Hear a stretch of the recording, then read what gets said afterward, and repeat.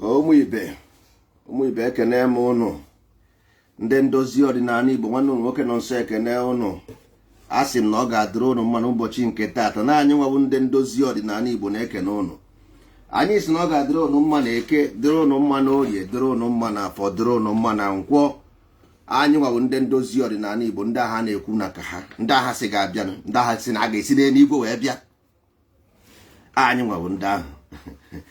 Ịma na ndị mmadụ agbaghị, a sị na ọgwa ndị nwa na-asị ndị asị na Jizọs ga-abịa ọzọ. Anyị wee na-ajụ nke ọ bịara abịa o ji anya ọmana. Isiokwu anyị n'ụbọchị nke tata ga-abụ na ihe na-eme anyị si anyị n'aka.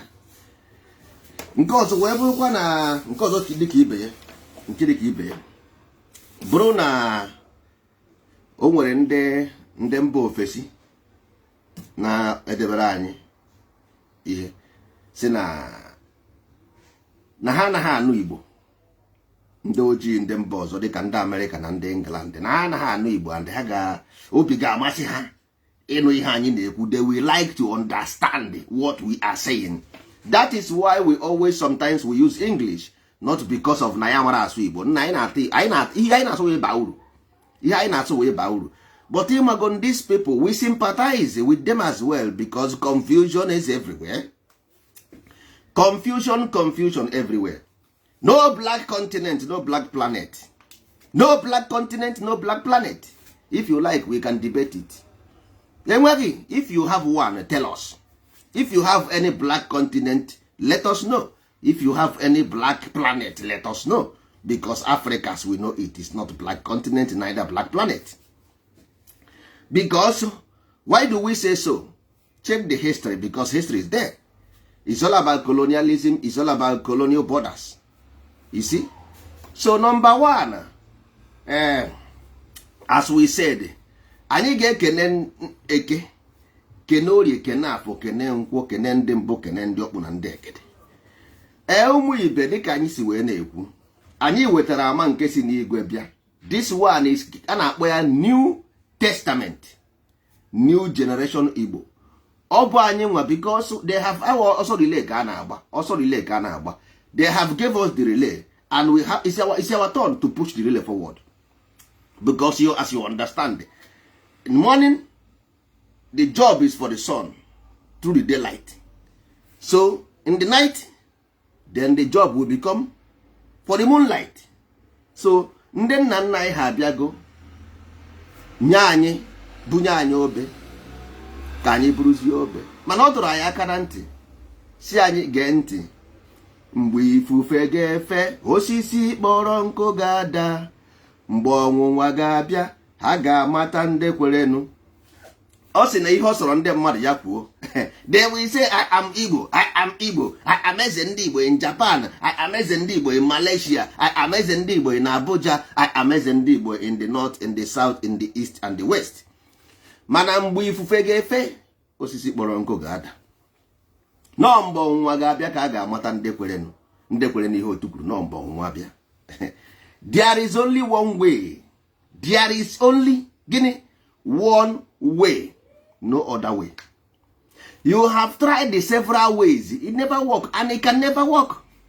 Stop fooling yourself, stop being deceived. It can never work. It never worked yesterday, it never worked today, and it can never work tomorrow. Because there is only one way to go. There is no other way. There is no other way. Ụmụ ibe, wake up from earlier is better for you. Igbo, because I can see people saying, I am Igbo, I am Igbo, I am Igbo. The issue is not Igbo or not Igbo. The issue is mmadụ na-eme ihe ọ na-amaghị. You can't do what you don't know. Don't associate with things you don't understand. No. I want you to be Igbo, but to understand what the Igbo is. Not about ndegbo, ma ndị na-abịa abịa, ma ndị ga-ana. No. Igbo simple means sacred order or sacred obligation. That is why they told you about Garden of Eden. Garden of Eden, the holy place, the holy land, whatever you choose to call it, is all about harmony. So nna nna anyị ha tinyere na institution, call it systematic instruction. This is where they get the education they do today. So systematic instruction is to instruct you so you don't go against the tide. So ka mmiri gara iri gị, so that this thing happening to you today will not happen. To prevent this your condition, this your critical situation today, so that you don't see it. But you refused. You abandoned the sacred instruction. Similar with this thing you are doing today. Look, let me tell you one thing. I will give you one example from what you know. Example from what you know. What is the example? For you, from I will use something from that your Bible you read. Moses and the Israelites had on a desert. Nanke Pharaoh. Moses and Israelite was in Egypt. I will use the same thing you know throughout your life to give you example what is wrong with you. Then Israelite worshiping idol in Egypt, and Pharaoh is punishing them for worshiping idol. Now Moses did not go and bring the ancestral way to free them. Moses go to heaven to bring Amasin Igbo. Why don't Moses give them ancestral? So Moses don't know about ancestors. Why don't Moses give them the ancestors way? Or the ancestors way they are doing the ancestral way. They are suffering. But Moses, you have to go to the mountain and talk to God direct from heaven to bring the revelation so that they can free from Egypt. Why they never use the ancestors to free themselves from Egypt? Now you are in Nigeria suffering. It's saying ancestor this, ancestor that. You left Christianity to go and I worship idol. One no make any sense. How can you leave Christianity to worship idol? It does not make any sense. Don't do such a thing. If you live from 1, you go from 2. You don't live from 1, you go from 0. If you playing football, you go division by division, not by going from up down. You have to go from down up. Igbo is a sacred obligation. It's a sacred law. So what about Christianity or Islam or Judaism? No, it's about following the law of the universe. Igbo is not ethnic. Igbo is national. Igbo is nationality because it's an ideology, it's an idea. You see, Igbo is an idea. So it can never be ethnic because ethnic means hidden. Ethnic means hidden. What you call pagan. Pagan. Actually, there is nothing like pagan. It means also national. Nature. Natural. People who are natural follow natural law. Now they came up with nationality and ethnicity. If you still go to Latin or Greek word, the ethnicity still boils down to the same thing, which is the same thing I'm telling you about hidden, pagan. So, because last time I told you about the phonetic language, phonetians, all these things, we are invention. You got all invention, all eziokwu. I just make one thing. I say, where this language came from? Or say this language came from Greek. From you can say Greek, or say Roman Greek, Roman Greek, or the Roman Greek, or say the Phoenicians. You can say Phoenicians, or say Agnosians. No, Taco is in the Bulgari, go Brugjeva, a man can because you were nearly. Last time on Baron, it's all about 3 things: sun, moon, and star, which is the sun of Unsibidi, which is symbol, sign language. So from there, we begin spoken language. You got to go. We figure, we disfigure, and we spoke. You got to go.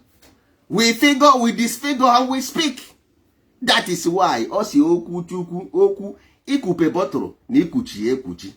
This thing we are done by vocal cord, by cranial, through the brain, imaginary concept, through imaginary concept. The healing, your healing must start from inside, not outside. What you see outside is what we call expression. Now, I'm gonna get here. Go and do your own research if you want to understand them very well. Write down all those words. Use them by yourself. Because okwu anyị bụ eziokwu ọgbara now. Go and do your own research of those things to have a better understanding. Because ndị Igbo so n'uche wa akpa onye ọbụla nya nke ya. There is nothing like a united Igbo. It doesn't exist. There is only law. All those people who identify with the laws, they were all okay. Kende wunda ga-akpọ enyi m. Ọgọ ndị na-eme ka ntị eme. Yes na. So if you want to call the child of Amadioha, on the name ka Amadioha na ka ga-akpọ ụmụ Amadioha. You cannot, somebody cannot say I am Igbo. When the foundational principle, background of you being Igbo, where is the value? Because Igbo nwere value, Igbo nwere principle, value. The principle of Igbo is what we know like objective reality or objective mind. Objective reality, go and do your own research and know what is objective reality. This is the principle of Igbo land. So,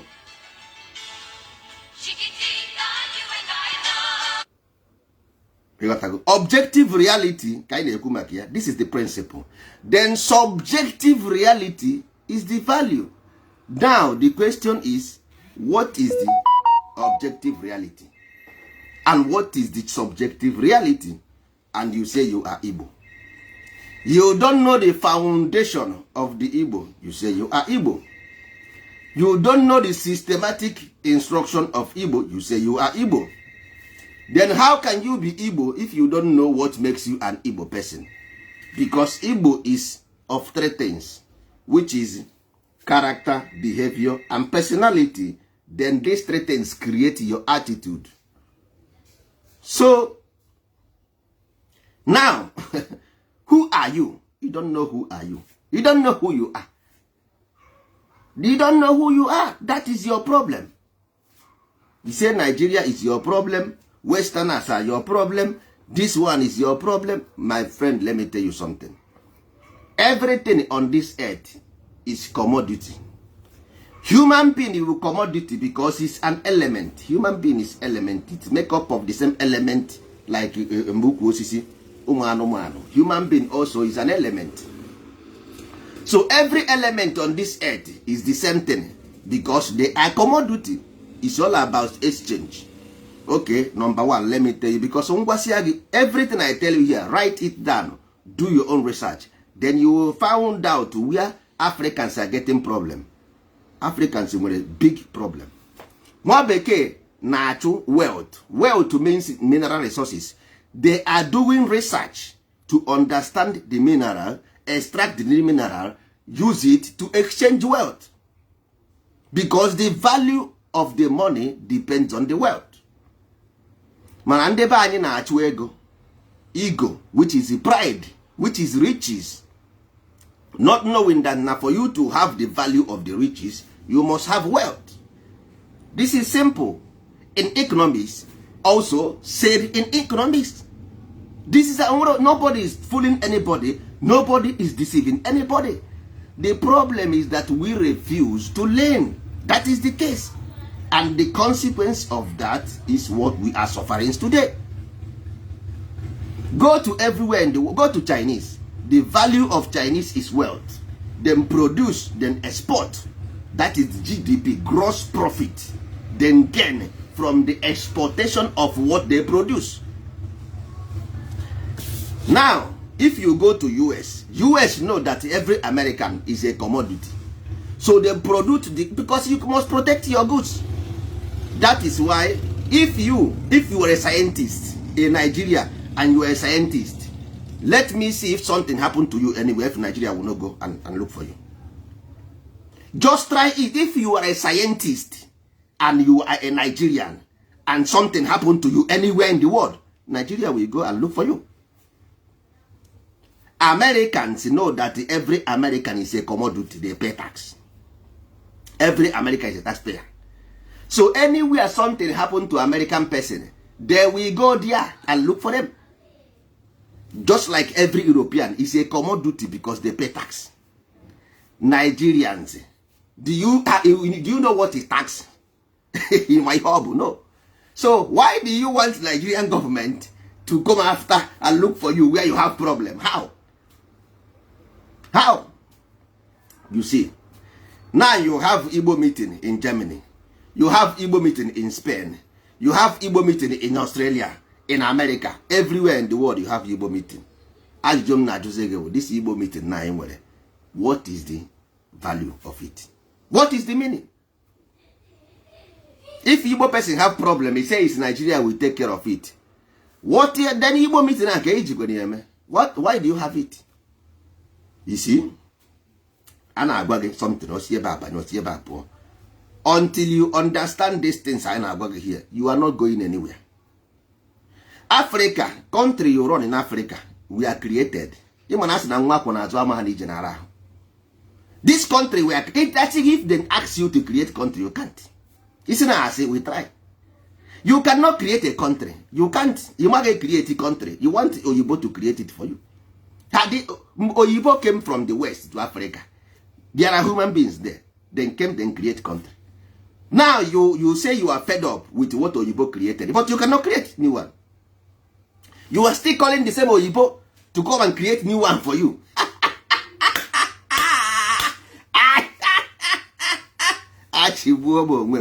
You Ogagi duru gị ịgbasịrị boy Ogagi duo gị ị ga na chop gị ị naghị emewe ọfụma ịkpọ Ogagi again si Oga biko anaghị m emewe ọfụma ka amaghị m ihe m na-eme ị ga-adịkwa bụwara Ogagi boy nke ebu ọkọ gịnị ị ga-agbawara ya odibo ọzọ ọ bụrụ if you ịwụ na iwuru gị ọga na ịgbasịrị boy ịmụtara ahịa na nke Ogagi ịmụtara ọrụ ịmụtara ahịa then use that brain you have. You don't need to make noise. And so that the world will know that people are marginalizing you, people are discriminating you, people are oppressing you. No. You must prove that your knowledge you aim. Because one knowledge is knowledge. If you have acquired one, you prove it. If you cannot prove any knowledge, that means you don't have it. If I see you asking for freedom on Facebook, that means you don't have knowledge. The knowledge is above, is for everybody. There is nobody then gave it different. If you have it or you don't have it. Because every of you know that Nwabeke created all this colonial boundary. All of you know. It's not a secret. So if you are fed up, why don't you create another one? That shows that you don't even know how they created it in the first place. Because if you know, you will use the same strategy to create another one. If you know, you will use the same tactics to create another one because you don't know how they create it at the first place. That is why you are shouting. Life is a commodity, just like every single thing. Now, you talk about the bank. Somebody owns the bank. ID card, somebody owns it because someone is a security number. Every single currency you called money with a security number because it's based on wealth, which is value, is somebody's property. You as a human being living on this earth, you with a number because you have identity. The day you were born, they were given identity associated with a country, with a company. That means you are a taxpayer. So Achije Biriego, I get use Afage. If Nigeria get Biriego now, okay, use Afa Nigerians as Nigerians gaga Biriego. Spain G Biriego, okay, use Afa Spanish people gaga Biriego. German ji biri ego, oge use afa German ga biri ego. You got to go? So iwe commodity. That is why if you have a profession, you will use what you have as a profession, go to somebody who need it. You will work for the person will pay you. So you are a commodity. The same thing, if you produce something, you will take it to somebody and exchange it with money. It's a commodity. So whether you or your property or your resources, they are all commodity. So onye na-amaghị onye karịrịa bụ onye iberibe. Because what is wrong with you is lack of brain. It's just like going inside the barrack. Go inside barrack there.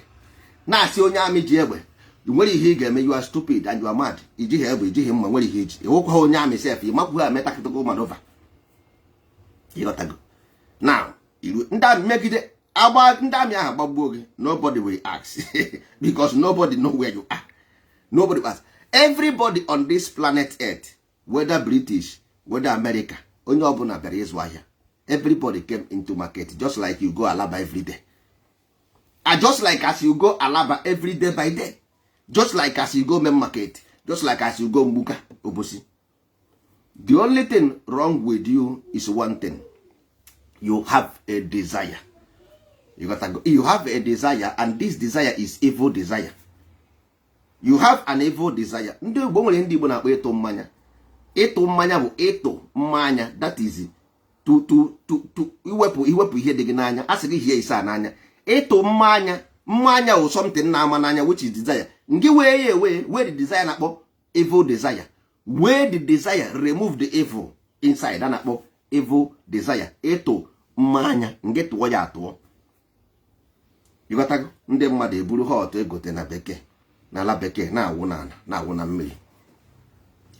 You see? Asị gị tụọ mmanya bụ ihe na-ama n'anya. Anything na-ama n'anya wụ desire. Ngị wee ngị họcha ya ahọcha.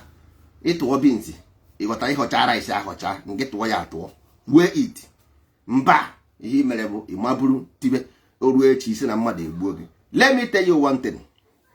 This life you see. Ịghọta, oke hụrụ ndụ anụ nwefuru ebe a. Ke hụrụ gị nwa n'ebe a. Ọ ngị ibu ya. Ngị ibu moto na-ejenu. There is no other person apart from you. Ọwụ ngị ibu moto, because ọwụ na ịpụta n'ụwa, there is no injustice, because Igbo is law. Ịghọtago, Igbo is order. Igbo ị na-afụ sacred order. So which is means in sacred order no injustice. In sacred order no injustice. So if you think that Nigeria is doing you injustice, that means Igbo nsị n'ike. Igbo nsị n'ike, because number one, we ọka ikwube.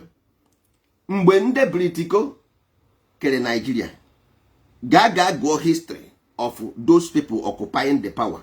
Ha niile wụ ndị Igbo. How come today ọrụzie ndị ugwu nọzi na the same position ndị Igbo nọ before? But this thing you will not even accept. Why? Why is me? Why is me? Because you have channeled your mind towards that name where somebody is doing something to you. So it was a chance to verify your problems and know the source of your problems. You got to go. Number one, good. We must. I got cure Igbo problem. Number one, the American people are not going to Igbo land, not because of Fulani or Nigeria. Even though Fulani among Hana art ninja, yes. All because of Fulani, Merendi Banha Nigeria, Igbo.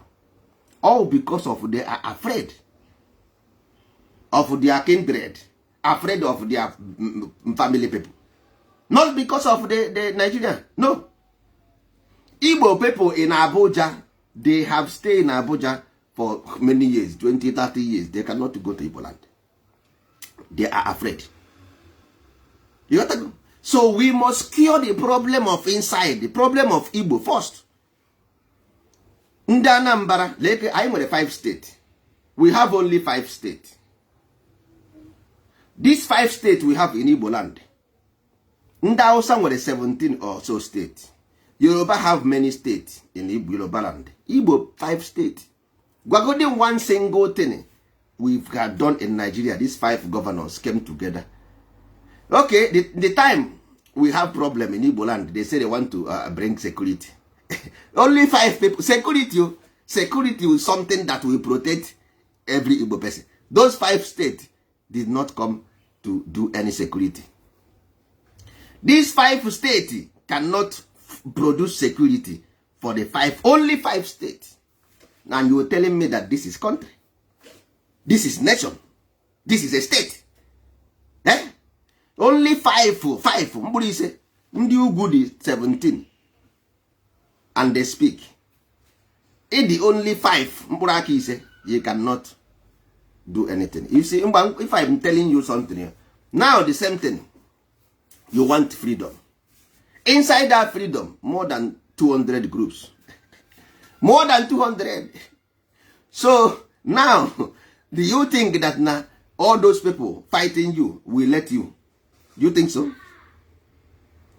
Because always you think that everything will gara. Always you think that everything. Since you are doing the gara, if I ask you one single achievement with that gara, you cannot prove it.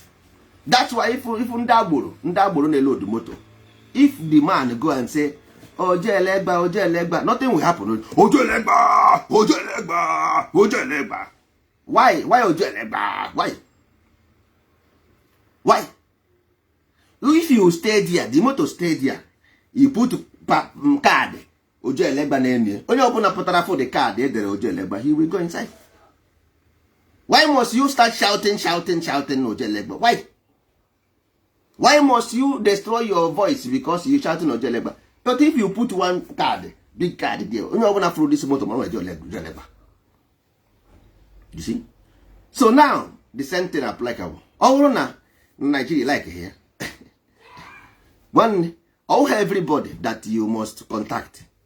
Because if you go and start saying it in public, other people will copy you and begin to do what you do. Before you know what's up, unebuebu. You got to go. So ihe need you, ịma ndị ọnụ ruru n'okwu, unu akpọ ha, unu atụ atụmatụ. Mara ka unu ga-esi eme. Period. Ịpụta ha shout ba, not because ndị be anyị want na eji mara ha. If you start importing wine, everybody will start importing wine. If you importing motor pass, everybody will start importing motor pass. This is how you know useless people. Because he doesn't have his own idea. They lack idea. Once you bring one idea, everybody want to soak in that idea. Everybody want to soak in the idea. Yes. Because onwegi his own mind. That is what is happening today. For you to be an Igbo, you must have your own mind. You must be proactive. Simple. You must be proactive. You must be proactive. If not, you must have your own will. Because it's mystery. It means mystery. Mystery means my story. Write your own story. Where is your story? You don't have a story. And you want a country. How? How? Because you see America is booming. You make aeroplane. Eh? They want to be like Japan. You make aeroplane. You make telephone. You want to be like America. Can you just do yourself to do example? All of you, each and every one of you, use yourself an example. No. Then okay, what makes you that you want to be like America? Why can't you be like yourself? Why must you try to be like others? Why? Look, let me tell you, every motor nwere horsepower. Every motor nwere horsepower. So motor niile nwere the same horsepower. Ferrari nwere different horsepower. Volkswagen nwere different horsepower. Audi nwere different horsepower. So ị gaghị anọkọta otu anyị na-achọ country because others nwere country. I want to have a country. No. You have a union. You got to go. As na ngwere no karịa n'iji ọwa agụ. Once that your organization matured, nwa na-eme ọba na womb, ọ na-aba na womb as a spam. Ọ bazie na womb, o tocha ọhụrụ mmadụ amụọ ya. So anaghị eme country eme, a na-akụ ya akụ. A na-akụ ọgaranya akụ. Country na-akụ country ịkụwa mkpụrụ country, emesi otu ọhụrụ country, ukwu osisi a na-akọ ya akụ, ọ bụcha ọhụrụ ukwu osisi nwezie mparaka. Ịhụ ka ukwu osisi ahụ ịkụrụ ya asị mkpụrụ, as seed. Ịkụrụ ukwu osisi as a tree, ịkụrụ ya as a seed. ewusi iji ahụ ogbo tozie gwuo isi nwesị mpalaka bịa nwee mkpụrụ isi. This is otu aka country si wee dị. Country a na-akụ ya akụ, ị gaghị anọkọta one day isi people come together we form a country.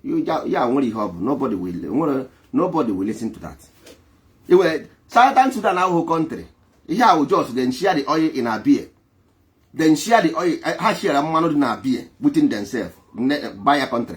Ka ha alfa jee jụọ South Sudan ha alfa, Eritrea gaa jụọ ha alfa. Ebe niile kwa same thing ka na-achọkwa ime na Sudan na Iraq.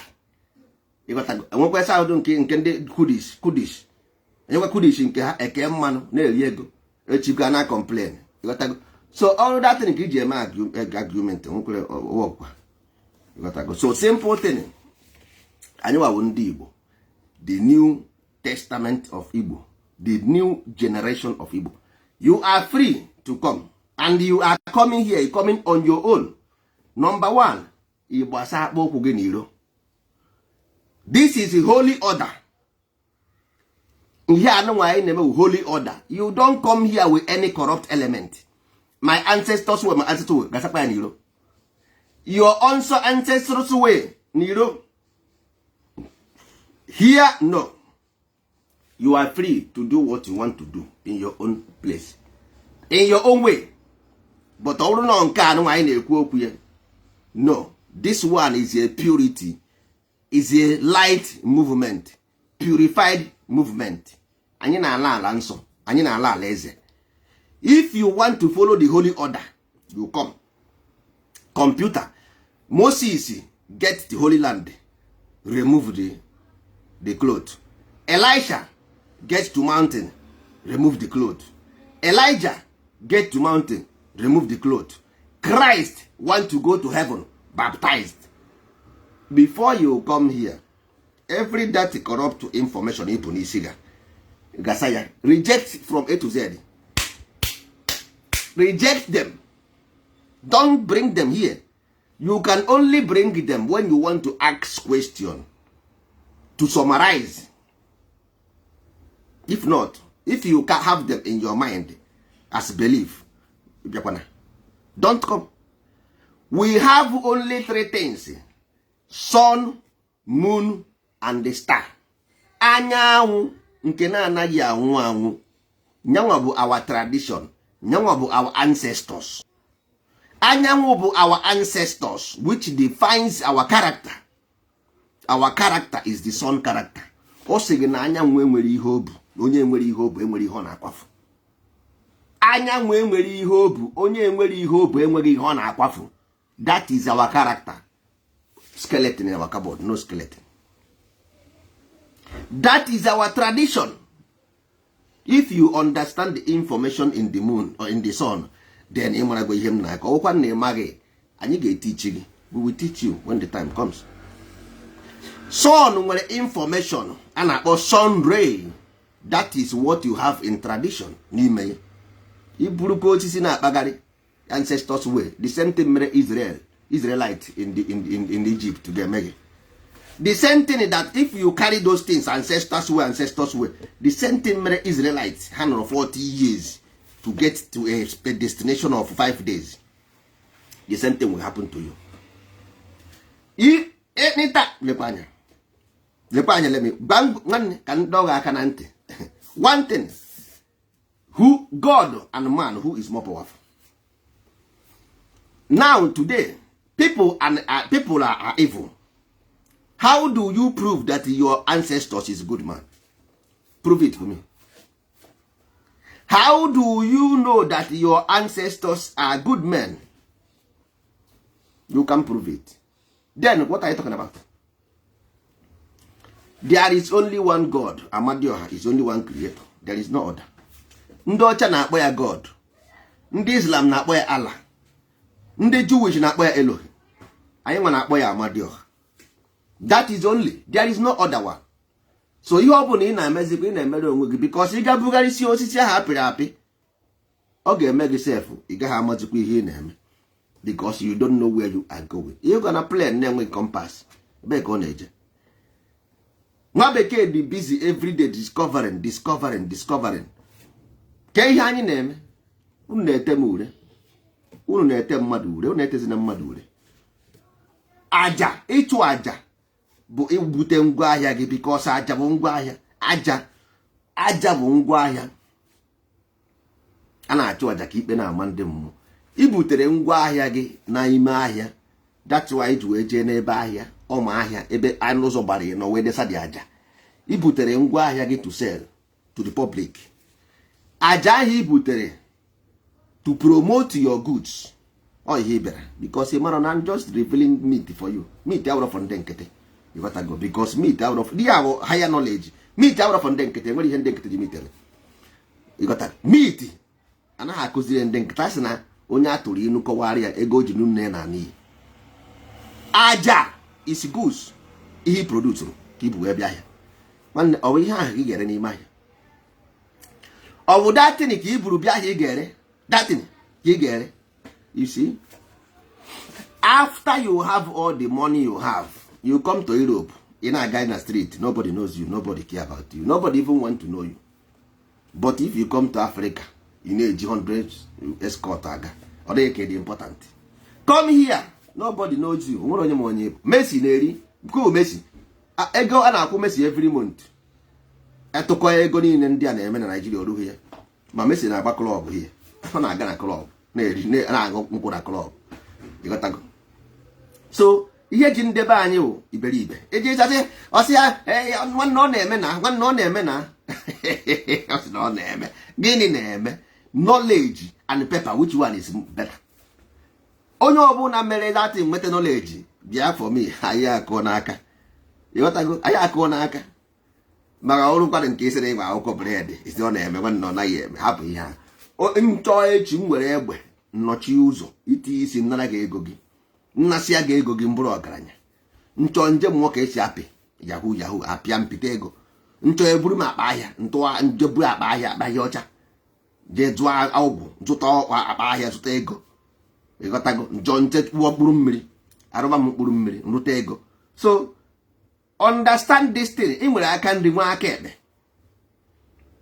There are two hands, one for judgment, one for nri. Aka nri nwere power. Why ka iji achụ ego unu na-achụ? Aka ekpe wealth, which is your past. But ndị be anyị na-agba ha something ya nwoke m n'ihe unu na-eme ụzọ adị. Chinti anyị mebere ihe. Kedu ihe anyị metegoro? Enwebeghị. We have never done anything positive. Never, no single thing positive from it. The problem is within. We must heal from inside. That Igbo, we don't have any other thing apart from Igbo. Why we lose in Nigerian politics is because of the weakness in Igbo. Why we lose in Europe is because of the weakness in Igbo. Igbo doesn't need Nigeria to be protected in Europe.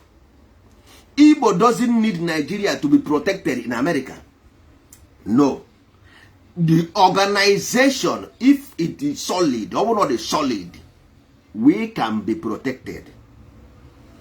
Because we, as a people, own idea of, because for example now, in what value, in what principle, you got to go, you don't have a character to define who you are.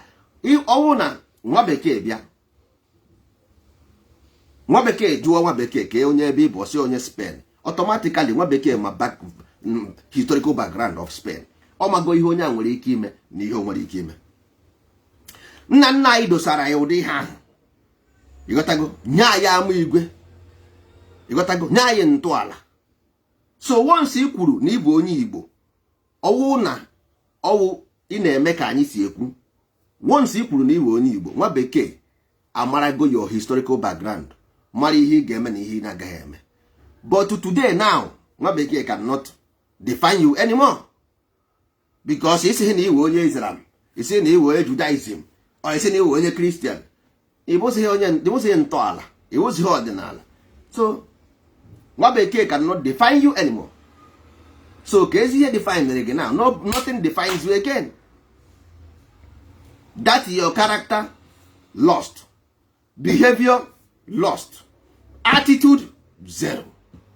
So that is the problem, ụmụ ibe. until we go back to take that identity and purify them, clean them up.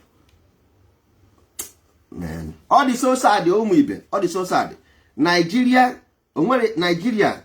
is a community, all a collective effort.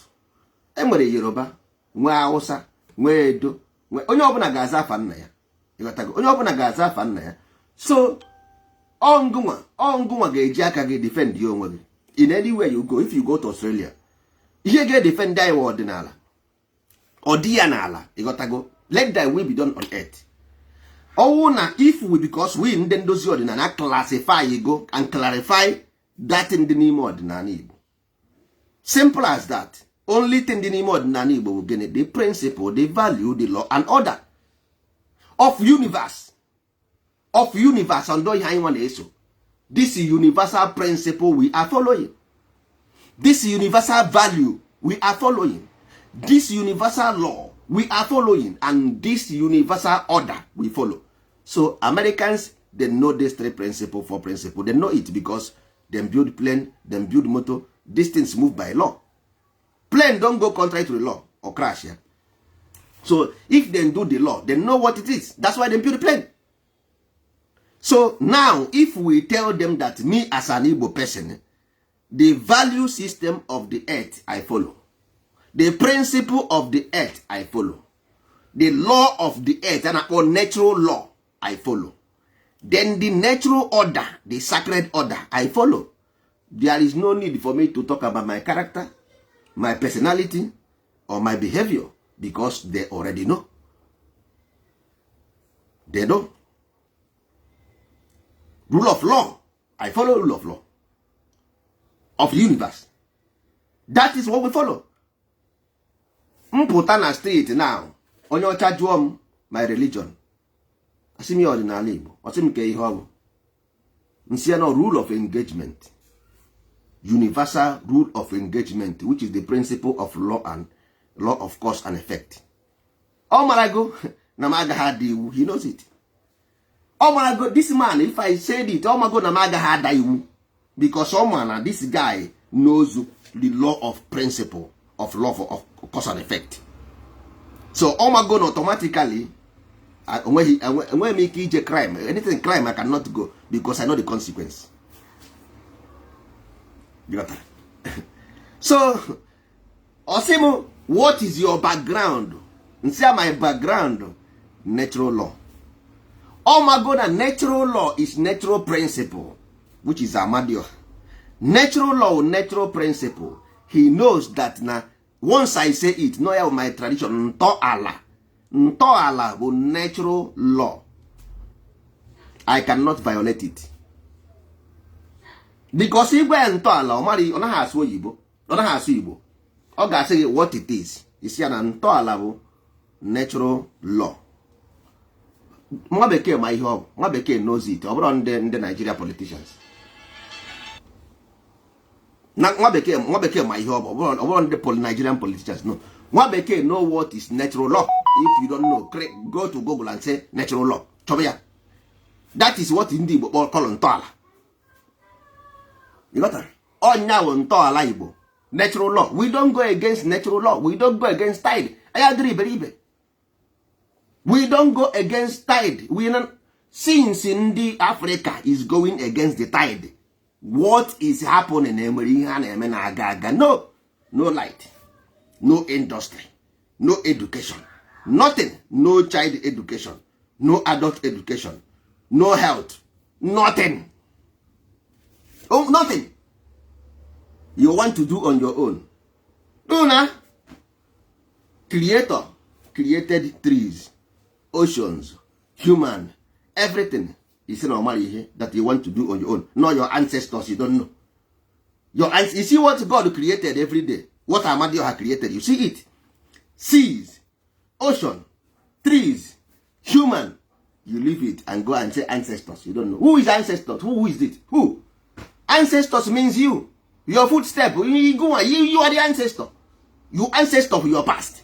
And now it's you because you passed it. Look, Lebanya. The body you have now, this is your body, is nothing but a vehicle. is a vehicle. This vehicle came from accumulated knowledge, memory of the past. All we hear, you are here to reap what you sow. Life will not pardon. That is why it's a natural law. It doesn't pardon. You must balance the equation. Life always balance equation, never pardon. And tell you, Jesus will come back to judge the living and the dead. Moses go to mountain to bring law. Why Moses never go to bring ancestral law? So Moses don't know the ancestor. Do you know Moses more than the ancestors? Do you know the Moses more than the ancestors? Why the Jewish never go bring ancestors law? They are worshiping ancestors law when they are crying in the desert, in the wilderness. They are following ancestors when they are crying in the wilderness. They are there with the Arusi Apirapi, calling it Kehana for that thing. Wooden calf, of course, wooden calf. I'm going to put on church. Bela happy rapi, Atura happy rapi, Han F anymore. What I put there. Moses, when Negidanya, over here or Nani more here. Gagabute commandment from heaven. Why no put the commandment of the ancestors? Ancestor, didn't then God put the commandment of the ancestor. Golden calf, one golden calf. Golden calf. Why na Moses ebunye ha golden calf? Why na Moses gasi n'enigwe bute commandment? Today now, Ndozi Ordinal is here telling you about the commandment from heaven above, from the greatest of the greatest, Amadio Hanonwe. Tia aman kesi n'igwe bia. Leave all those things. Leave all these evil idol worshippers. Leave these things. Follow the light, the way and life. He say no. No, this is Igbo. Yeah, know, this is new Igbo.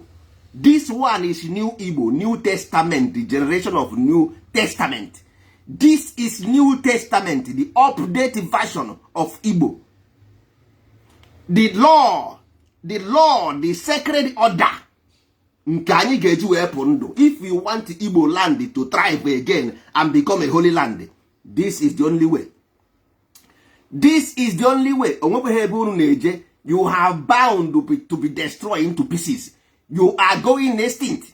If you lose this last opportunity, you are gone to return no more. I said it. This video will stay here forever. I am telling you, I am warning you. You are going. You are going. There is only one last opportunity. The only last opportunity. Restore the law on order. The sacred order. Igbo means Garden of Eden. The sacred land. The holy land. If you refuse to restore, no, the sacred order. Eziomume, eziomume, eziomume, yire eziomume dikuwe. Gi ezunori ezuna ori gi agbana moga gi fụ nwanne gị n'anya nke kachasị ibe ya yiri ezi omume dịka uwe. This is patriotic song Igbo. How many of you remember? Ihe a bụ Igbo patriotic song. Ezi omume, ibu ajọ omume na Holy Land. Izu ori na Holy Land. Ama ụgha na Holy Land. Okay? Evil desire na Holy Land. Evil passion na Holy Land. Witchcraft na Holy Land. Evil genus na Holy Land. Evil gurus, the pastors, na Holy Land. Witchcraft, Holy Land. Demonology, Holy Land. Killing innocent in Holy Land. Gima, Gabamo, na this land will survive. You must be a stupid man. You must be a stupid man if you think that these things will survive. Baby factory, child trafficking, human trafficking, black magic, demonology, witchcraft, prejudice, injustice, racism, tribalism, evil desire, evil genus, idol worship, man-made God, man-made Lord, terrorism, violence. Which one you don't have? Let me tell. Which one? Which one? Kenkinebu. All these things I count to here. Which one you don't do? Tell me. Which one you let me know. But and you want good in the land. You want the land to thrive. Which country you want? Country. Racism. Tribalism. Okay? Prejudice. Injustice. Okay? Now country. Each of a country. With founded on this. Eh? With evil desire. Each way go. Evil desire. Each way go. Evil passion. Witchcraft. Okay? Demonology. Okay? Under each other country. Under this law. This law can get you a country. Hey! Ọgbọha ndị azụ. You don't imagine here na akọ nwanne. So this thing ka ị chọrọ as a foundation of a system of a country. How do you get the country? Life nwere rules and regulation. Because you are living in hallucination. Illusion na-enye gị nsogbu. You are living in illusion. Hallucination na-enye gị nsogbu. Each and you can wake up one day and claim ownership. Show me the certificate your ancestors gave to you as a land. In a land. Where is the certificate your ancestors gave to you as owner of the land? Where is it? Just to fooling yourself. Where is the certificate your ancestors gave to you as indigenous person of this place? You are indigenous. Where is your certificate?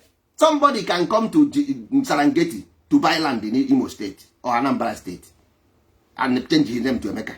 And tomorrow he said, my ancestor land, my ancestors land. What about if your father came from Meduguri? Because he was seeing those people then we are outside Igbo outside. Okay, you see somebody say we are outside. What of if your father came from Ghana or Kenya to stay in Igbo land and born Pikin and gave it a berry or Uchechi, and tomorrow you will say you is your ancestor? You see, well, I told you that Igbo is idea, is a sacred order. If you agree in sacred order, it become Igbo. You say no. So what about if somebody came, some nonso, marry somebody from Zimbabwe, came to Igbo land, and then born Pikin, the name Ifeanyi. Ifeanyi later marry from Ghana, and born Pikin, and name Ogechi. So, yes, that Igbo. So it make no sense. Simple. Igbo is order. Whether you be Hausa, once you agree in this order, that is it. You become Igbo. More simpler. More easier than you take in the ocean as brothers. Either you take good people as brothers, Igbo as sacred order, or you take Igbo as criminals, united criminals empires as Igbo. Then you have evil empire that will be destroyed and crushed to stop existing. If you want Igbo to exist, only one option. Igbo of sacred order. Igbo of sacred order will survive. Igbo of criminality will not survive. This your Igbo of today will not survive. Now 80% is in America, 80% is in Abuja, 80% is in Lagos. How many percent remain in Igbo land? And the more critical is coming. So the children, the youth will go away from Igbo land. Youth will migrate. If you say no, you go and stay there. If you want the youth to stay there and die of hunger, you go.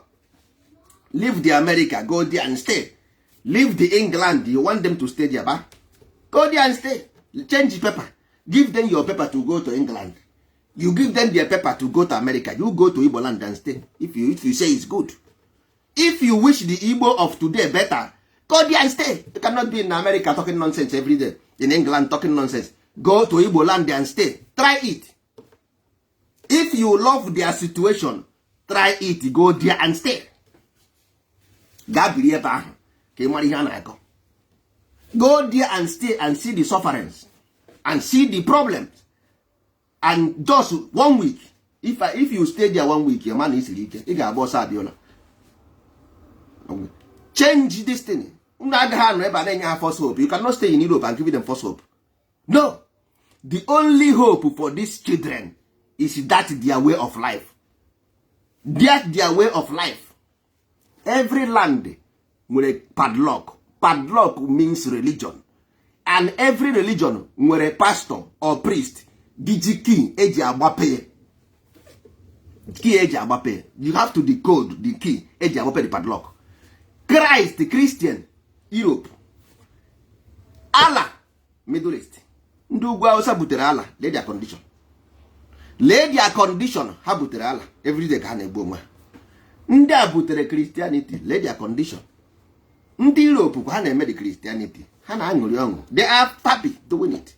Arabs, they are happy doing it. Ndị Africa, they are killing themselves. Because ọ bụrụ ebe a nke enyiri ozu. E nwere ebe enyiri ozu, onye ma ebe enyiri ozu ga-abọ ya. Igbo is a sacred law. All those things you see as object, ritual object, they are myth, they are information, they are library. Ogboko osi mgbe nne ya mụrụ ya, enu na adịghị. Nne ya nwe ya nie n'isi. So all those objects ị na-afụ, ha niile bụ an object, is a library. That is why you see them in Western Museum. Ọ bụrụ na ihe a na-efe efe, ị gaghị afụ na Western Museum. Ọ bụrụ na datin bụ ihe a na-efe efe, go and Google what is museum. Go to Google and Google museum and see the definition of museum. So ihe anyị na-eme, you are just nwatakịrị enyere remote TV or na-egwu egwu. Period. All those akwụkwọ anyị fụrụ today a na-ede, all those books they are writing, all of them from this artifact. From the artifact you carry to worship every day. Gọzie nụ mmiri nnụnwa anyị butere n'ire oge, gọzie nụ mmiri nnụnwa ka ọ bụrụ mmiri dị nsọ, gọzie nụ mmiri nnụnwa ka anyị butere n'ire oge, ka ọ na-agwọ anyị ọrịa, ka ọ na-achụpụ ajọ mmụọ, gọzie nụ. Ọ ihe na-agọzi ka ndị a ji arụ plane. Jesus Christ mean plane, aeroplane. Ọ na-efe n'elu nke ụnụ n'Africa ibute Jizọs zọgbuo ekwentị n'ụkwụ, kpee gbuo ya na ekpere, ekwentị na-agagharị. Ịma ha na Jizọs wụ plane, ekwentị wụ fuel eji anya plane. Ihu ana plane na-efe without fuel. Ifu ana plane na-efe without fuel zọgbuo ekwentị n'ụkwụ, kpee gbuo ya na ekpere. Ifu ana ebe plane na-efe without fuel, no. But ị chọrọ izọgbuo ekwentị n'ụkwụ. Gwanụ m ka plane ga-esi move. Izọgbuo ekwentị, plane adọrọ, agwọ na ihe oriri adọrọgwụ. Izọgbuo ekwentị n'ụkwụ, plane adọrọ, agwọ na ihe oriri adọrọ ebe ahụ. Zọgbuo ekwentị n'ụkwụ, kpegbu ya n'ekpere. Ndị Europe na-arụ discovery from that thing, information in that religion ka ha ji arụ this thing. They call it philosophy. Ị nọdụ ebe a, nwanne iruo m nso, ụkwụ m ma agba gị n'amụ, ụkwụ m ga-agba gị n'amụ.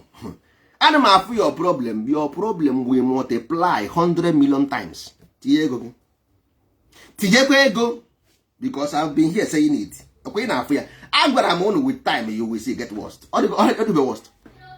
All the worst now. I told you 2, 3, 4 years ago that your problem will be worsening unless you do the right thing. The right thing is every of the artifact must go to museum. Every of the artifact must go to the museum. Human being must behave like human being. You got to go. I don't say you must know it. You must go to school to know it. We are here. We will teach you for free. Anyị ga-akụziri gị. We will teach you if you come inside the house. Because for you to evolve, you must be involved. Every artifact must go into museum. Then you play your role as a human being. If you have a psychological problem, we give you a psychotherapy, psychological solution. If you have a physical problem, you go to medical doctor. If you want to be a scientist, then you go ọmụmụ n'ọzụzụ. So all those imaginary concepts, ogbanje simple means evil genus. Evil genus, because ogba is genus, nje is evil, which is evil genus, period. An artist, but evil artist. A craftsman, but evil craft person. Is a crafty, but evil crafty. That is what ogbanje mean. Ogbanje is evil genus. You know, ị na-aga ata onwe gị ahụhụ nwanne, lekwa anya ihe etinyere na that artifact or information from it, mana ọwụ mgbe iruo a sị na whenever the student is ready, the master appear. O nwere onye tụfuo sị gị tụfuo ihe apịrị apị, nobody says so. Mana anyị sị gị don't worship them, is for ndị rurie had them kept it for us. Information edesara anyị ya ka anyị were ihe wee mara ihe a na-akọ. Ebe eniri ozu bụ datịrị, ị maghị ebe eniri ozu. Go and keep it. They say na museum, na library. They say na library ka edesara ya ndị ma ihe ọ bụ. Then they will use it to train your children, develop your land.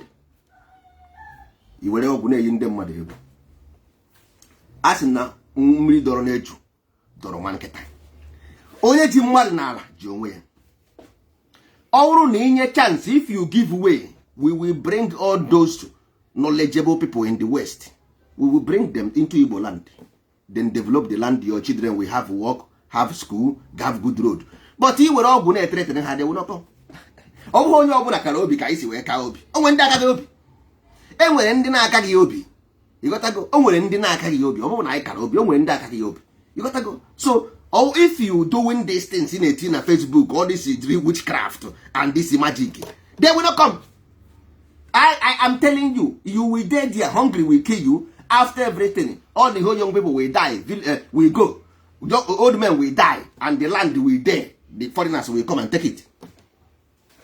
If you continue those black magic, all the land will be deserted. The young people will live, the old people will die. No rich man will come there. No rich man will go there and build industry. That is not on them. Imagine.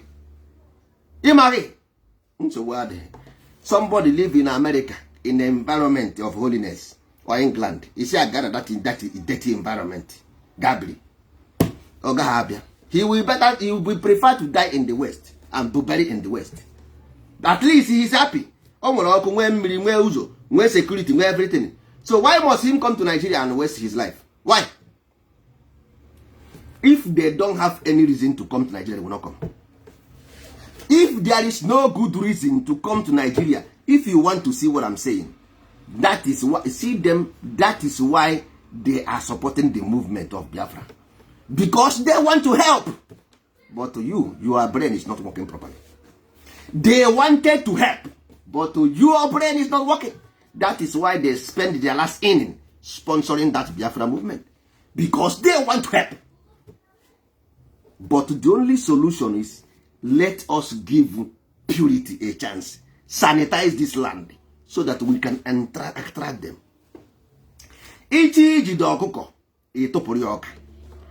you want to attract Igbo businessmen to Igbo land, we must sacrifice these things.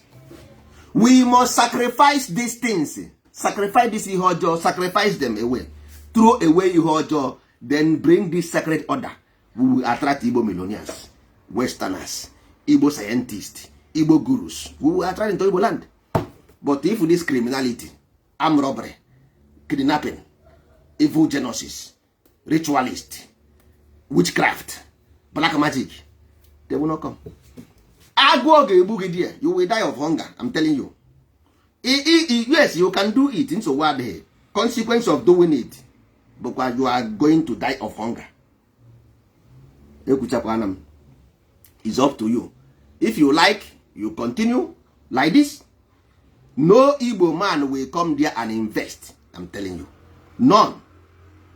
Unless you agree with sacred order, we begin to clean. All of us in one accord.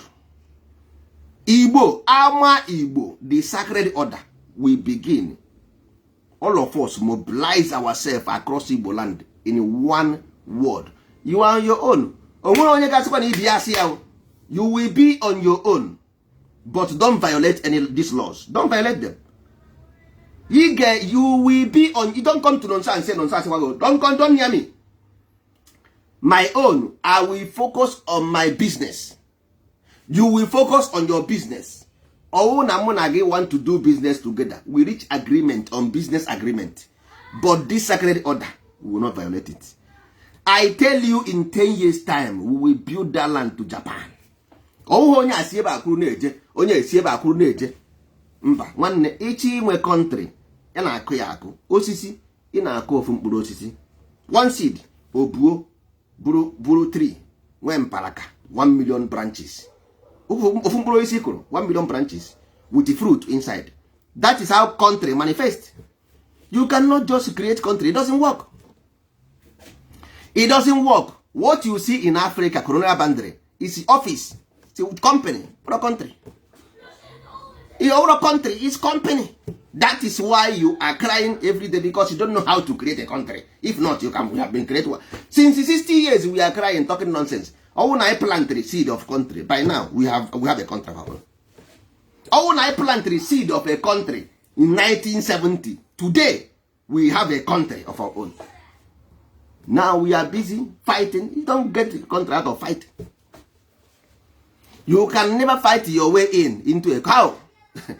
You cannot fight and at the same time have peace. It doesn't work. You must quench peace. Fight to have peace. Out of chaos come order. You must come out of chaos before you have order. Now one this thing need this I need the rocket science. Do we need rocket science? Out of chaos come order. So for you to have order, you must go out of chaos. In the beginning, there was chaos. Then we quench the chaos. And when you have quenched the chaos and bring order, and we must follow the order. Any day we leave the order, we go inside chaos again. If we want Igbo land to develop, that is why we are here. The upgrade, we must evolve. Akwa ndị ọcha asị na enwere evolution, my human evolution. Ese ndị ọcha, ese ndị ojii monkey. Because they refuse to evolve. You see? There, today I'm telling you, let us evolve. You see, mba, ị ga-anọ na monkey. Mba nọrị ewere enwe, nsogbu adịghị ewere enwe, don't complain. Mgbe ndị ọcha ga-akpọ gị enwe, don't be angry. If they call you monkey, don't be angry. Because now I'm telling you what it takes to evolve. You see, mba. Go to Western world, you cannot see them sacrifice in the street or do ritual and put on Facebook. You can't see it, but you are still doing it. You do ritual until on Facebook. And Facebook, are you telling me that Africa don't have money? Facebook. So we have something like Facebook. Africa do Africa carry the whole Europe put together. But I am making social media gas serve interest of Africa. You have not evolved as a human being. Iru baby, you are a human being, you will understand my word here. If you reach a human being, my word here, you understand it classified clearly. Because every matter, you are tap koko. When you are only you about simple truth. Let us plant the seed. Actually, put up from slavery. I want to free you from slavery. The only way is natural order, sacred order. There is no other way. There is only good and evil. If you say you evil, then you will die evil. If you want to succeed and survive and triumph, it's good. Goodness and mercy shall follow you all the day of your life. If you follow good. If you follow bad, badness and worseness will follow you all the day of your life. One Marie,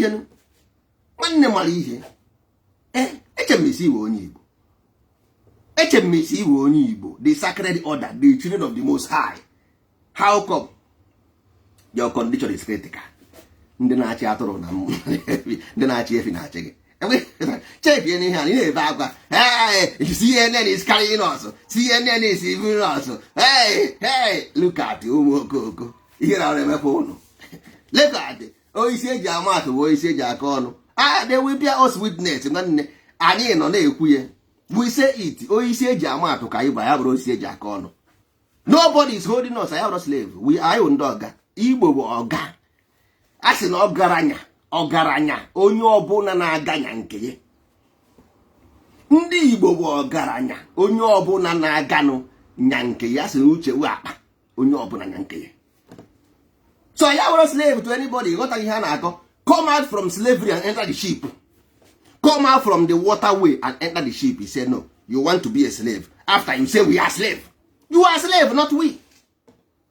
Because you rejected it to freedom. You rejected freedom. You have slave. You slave, freedom, choose one. Unless I follow you to go to Facebook and shout, we are slave. Come and free us.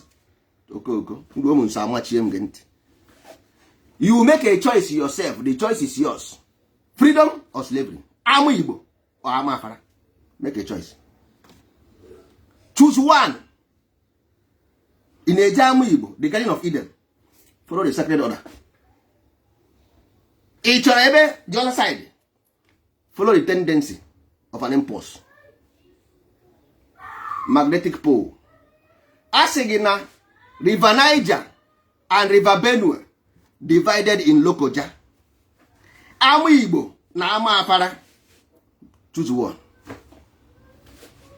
Jeba Amu Igbo, the kingdom of heaven, or Jeba na hellfire. Choice is yours. Don't make a wrong choice. You come here to blame yourself. No, don't come and blame us. Because only as a horse, horse, you take the horse to river, but you cannot force the horse to drink water. There is only one way. Sacred order. In sacred order, we have employment, we have industries, we have good education, good roads, clean water, nyafo. In the orderless, in the orderless or evil order, you have starvation, you have oppression, you have marginalization, you have slavery, or here with the other side. So this side we have everything. You see, each or a chicken bia, chicken bia kitty. Or say tam eta. In the other side, you're gonna see Bikonu, I want a drop of water. Only one drop of water can move in a babunko. Apandu Kagwarono Siono. Mbossina, I'm thirsty. Father, I'm thirsty. And ye Manya Baroka. You might have young. Because in our freedom. Manya Baroka of Amoga. Amoga or Manya Baroka. You don't understand that Jesus' history is a mythology of human life. I call you Segena. Several million manya, me Lazarus, opinite no monyo buoku monyan. Here which a human error. Kona agbago Jesus mere mmadụ pụta n'ọnwụ. A na-agwa human error. Because some all asina ịchọba onye oke ọchịchọ nwere ihe na-achọ erite gị wayo. Onye mmiri oke osimiri anaghị eri onye ọfọ ụkwụ ya anya. Ịghọtago. Onye osimiri furu gwego na-eri. So ha anya ya mmanya gbara ụka ị na-achọ isi ni the test kwa ya. Enyeghị mmanya gbara oke enwu. You got that? So all those things mere ya kpogburu ya n'obe. Nke nwa na ogwe ga kpogburu n'obe. Enweghị onye Jizọs akpogburu n'obe. Ọ meat. You got ka na-ekwu maka ya. But ndị mmadụ anaghị aghọta ihe na-akọ. So ụmụ ibe anyị ga na-ewetara unu ozi mgbe ọbụla. Ihe a a new beginning, the new Igbo, upgraded Igbo, New Testament, the new version, period. The sacred order, the movement of the sacred order. Anyị na-abịa with the industrial revolution nke ndị Igbo. Ọ ihe anyị nọ. The era. Ọkwa mgbe onye tụtụrụ bụ ụtụtụ ya. Mgbe onye ọbụla dị tete ụra bụ ụtụtụ ya. Nkịta bụ ụtụtụ anyị. Nkịta ka anyị tete. One Igbo. If you believe in the law, not by race. No racism, no tribalism here. No racism here, no tribalism here, no prejudice here, and no injustice here. Here is all about sacred order. No Anambra, no Enugu, no Imo, no Abia, no Ebonyi. No! Only sacred order. No Anambra, no Imo, no Owerri, no Kehanakbo, no Abia. No Ebonyi, no. sọsọ ihe anyị nwere bụ sacred order. So if you follow the order, then you are welcome. Ịbịazie anyị agụọrọ gị the order. If you agree, you comment. Nobody will interfere in your personal life. If you violate the principle, if you violate the protocol, here, because I am man be ready. Anyị chọrọ Igbo land of worthy of living. Igbo land worthy of living for nwanne gị n'anya nke kachasị ibe ya, which will be ruled by unconditional love. Igbo land with unconditional love, with ezi omume, ezu n'ori. Ị ga-emefu nwanne gị nwoke izo. Ndị Igbo gaa na ana Igbo na-ezogharị piom piom piom na anị nna ya. Piom piom piom na anị nna gị. No. You cannot be proud in Abuja secured, in Lagos secured, cut into your father's land and you are not secured. Odroma. We must change our way. We must change our way. We must change our way. I'm telling you the fact. You cannot stay in Lagos secured, in London secured, in Abuja secured, in America secured. You come into your father's land and you are feeling secured. It's a shame. It's a shame. Ezi omume, ezu n'ori, agba na ama ụgha, ịfụnanya, jidegodi nke agodi. These things, we must come into conclusion as one. We must be as one people before we speak outside. Our inner solution, we must heal the inner self. We must solve the Igbo problem by laws, or by talking, or by imagination. It's by agreement. Our agreement to sacred order. This sacred order, once we agree on them, our problem will be solved 60%. You cannot talk about Nigeria if Igbo land, 98% of problem of Igbo land is in Igbo land. 98% of problem of Igbo land is in Igbo land. Only thing because now you are busy chasing shadow. It is your problem. It is your problem. You cannot go to Igbo land and work free and eat freely. Not because we have a make it because you talking. Somebody cannot live like that in their own father's land. In America, they will go 24 hours walking the street. Fearlessness. Go to Lagos walking the street, fearless. Go to Abuja walking the street, fearless. In the village, 7 o'clock on the moon. 7 o'clock on the moon. It's a puti roja na atu. Or this kind Igbo land decade. Do you want this type of Igbo land? I don't want this type of Igbo. I want Igbo of 100% security. Igbo of 100% clean. Igbo of 100% triumphing industry. Oh, the Igbo. I don't want Igbo of management. I am in Europe. I am fine here. If we are Igbo of management, I will stay where I am. The life is, how many years is life? Everybody will die. Do you think I will just go and waste my time in Nigeria, in Igbo land? I will stay here. I will stay here. Nothing will happen to me. So why do you go to Igbo land? You will not secure. You don't know how your life will be. Which kind of Igbo is that? It doesn't make any sense. If you like, you give me country today in that Igbo I cannot take. If you like, you dash me today 5 states. Take it as a country. I don't take. Because I know the problem is in Igbo land. Hand. It's in the people of Igbo people hands. The problem of Igbo land is the hand of Igbo people. Not in Hausa, not in Yoruba. So you must solve this problem. You cannot hide away from it. If you dash me that land today, I will not take. I'm telling you the fact. Unless we bide this sacred order. Nigeria does not stop us from taking this sacred order. Europe did not stop us from taking this sacred order. Only Igbo people must take it. If they don't take it, I don't want. Cut me out. If you don't take this sacred order, count me out. Biko, please. I don't know.